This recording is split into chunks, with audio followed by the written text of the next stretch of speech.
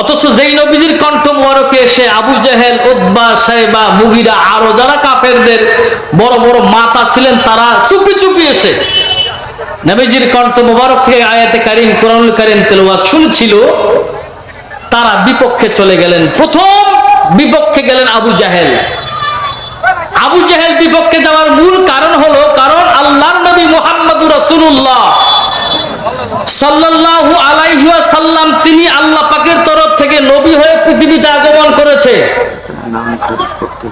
বলেন, আমি বলে দিচ্ছি, বলেন।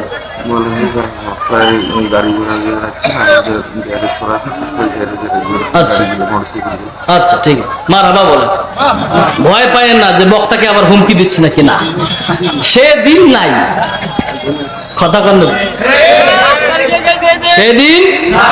এখন টুপিওয়ালা, পাগড়িওয়ালা, পাঞ্জাবিওয়ালা, কোরআনওয়ালা, ইমাম, মুয়াজ্জিন, হাফেজ, কারি এদের বাংলাদেশ। ঠিক কি না বলেন? সেই দিন